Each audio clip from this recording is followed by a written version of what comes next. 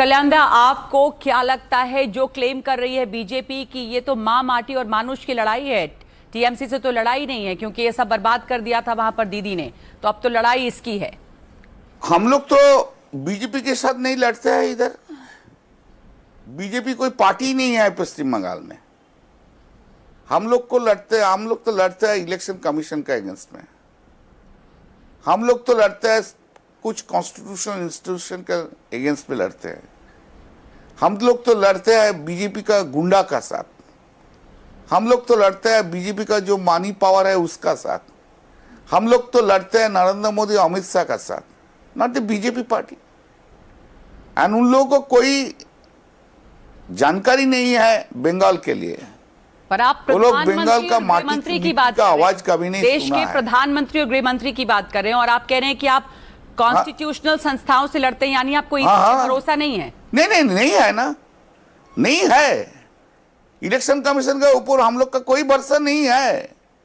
Governor के ऊपर हम लोग का कोई भरोसा नहीं है। हम लोग का भरोसा नहीं है प्रधानमंत्री का।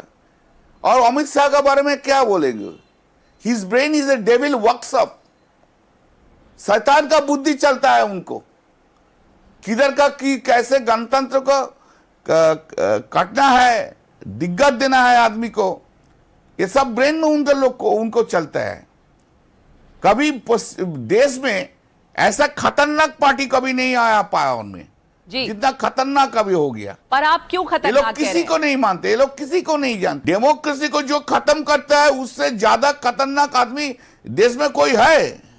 आप कह रहे हैं, आपका आरोप है डेमोक्रेसी को खत्म कर रहे हैं। हमारे भी सहयोगी रिपोर्टर्स जो वहां पर हैं वो टीएमसी दिखा रहे हैं कि लोग ये भी कह रहे हैं, टीएमसी पे आरोप लगा रहे हैं। जहांगीर खान का बार बार नाम आया कि डराते धमकाते हैं, लोगों को खुलकर वोट नहीं करने देते हैं। और ये भी आरोप है कि किस तरह का भ्रष्टाचार है, 15 साल से लोगों को वोट नहीं देने दिया गया ठीक से। तो आपके ऊपर भी आरोप है कि आप डेमोक्रेसी को नहीं फलने फूलने दे रहे।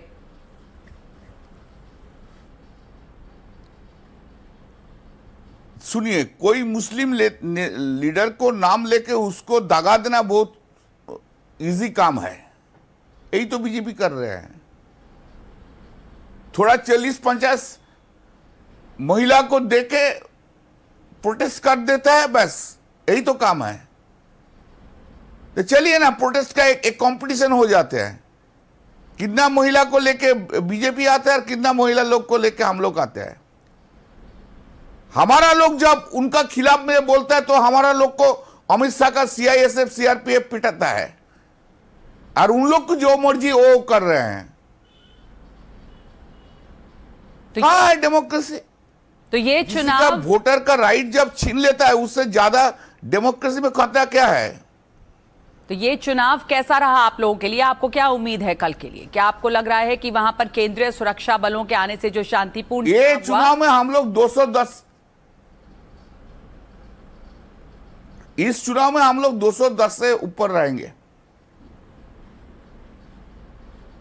और जो केंद्रीय सुरक्षा बल 210 सीट से ज्यादा सीट हम लोग को मिलेंगे। ठीक है। और जो केंद्रीय सुरक्षा बल वहां पर मौजूद रहे और बंगाल में बहुत समय के बाद बिना हिंसा के चुनाव हुआ, हालांकि रीपोलिंग भी हो रही है और रीपोलिंग के दौरान हंगामा भी हुआ, लेकिन ये एक अच्छी, आप बात मानते हैं, अचीवमेंट है कि बिना हिंसा के चुनाव हो पाया यहां पर।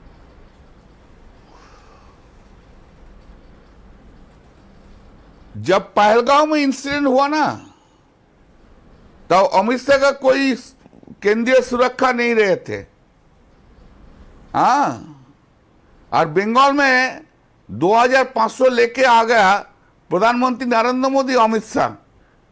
ये क्या अजब देश है।